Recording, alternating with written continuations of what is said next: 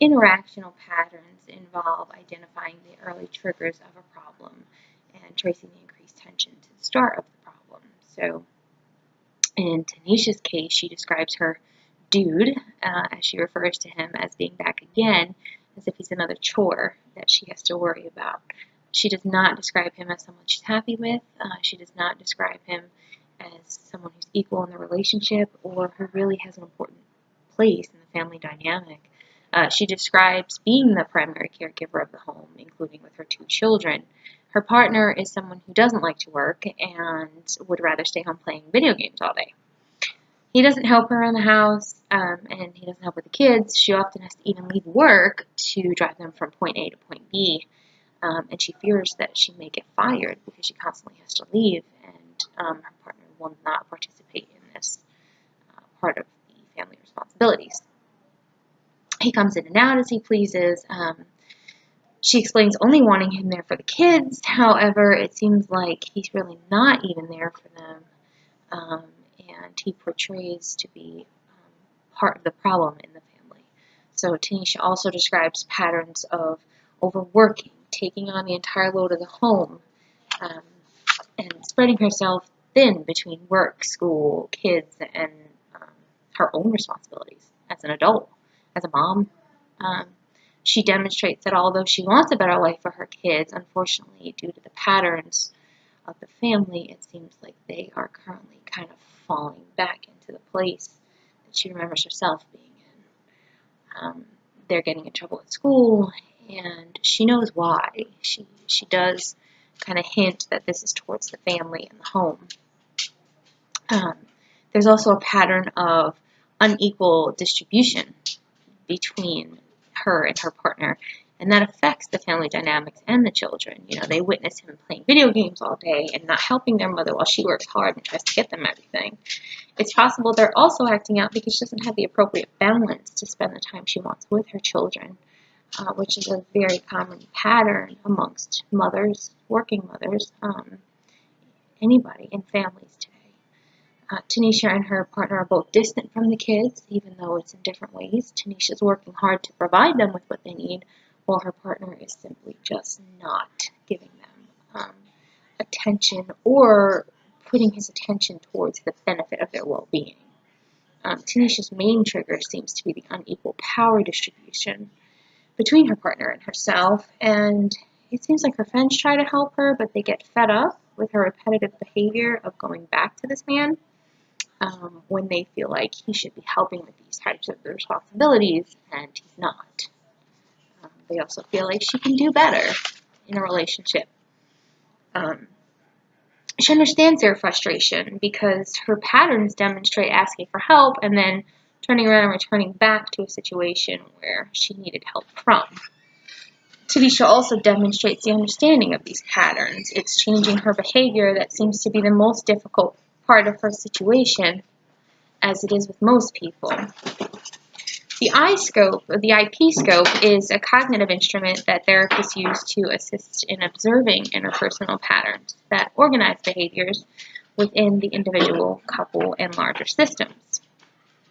There are 3 interpersonal patterns identified between 2 or more people during this measurement: recurrent and relatively stable, mutually reinforcing, and complementary. Now we have to understand that these patterns do not draw out the facts about a person, rather give us a better understanding of the type of therapeutic treatment that will be helpful during our time together. These patterns are conceptualized through the IP scope, measuring interpersonal processes at a couple-family relationship, external system, and interpersonal level. Again, this is a measurement for the sake of treatment, not to draw conclusions of any kind. And just so we understand a little further, let me explain the emphasis on interpersonal patterns and their importance to your therapy.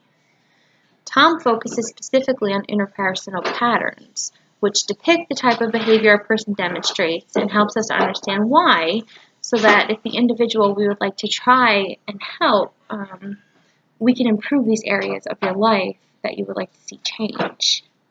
So Tom provides these guidelines for identifying these patterns that allow us to understand these emotional and behavioral systems.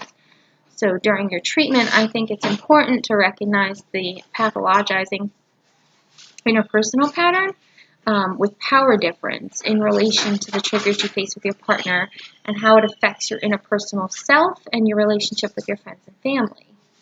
You're often left to do all the chores, including take care of the kids, the house, you're working hard, you're leaving work when you need to, going to nursing school, getting your children from point A to point B, taking care of your partner, often explaining to your friends why you need their help and then accepting when they don't want to provide it because of your partner. You have excessive worry about child protective services and about your job, which you frequently have to leave. You're worried about your grades in school. These are just a few of the things on your plate. And they take up almost, if not all of your time, without even factoring in self-care. So there is an unequal division of power in your home as you're left to make sure everyone is taken care of but yourself. There's also an abuse of power in your relationship with your partner. You are taking care of the kids and working hard while he plays video games all day. This inequality results in negative interactions with your friends because they know you deserve a better life. It's clear you're unhappy with your current situation, that you're treated unfairly. Your children are also suffering in school because of the instability at home. So this is just the explanation of how there's a present issue of power influence that could be causing these feelings of anger, being overwhelmed, being unhappy, and feeling uncared for, feeling alone, discouraged. During our time together, I would like to work with you on these interpersonal patterns and start working on the PIP. I would like to try and suggest some changes you can make little by little in your life. Then we can move into identifying positive parts of relationships in your life, and we can talk about positive things in relationships that you could be looking for.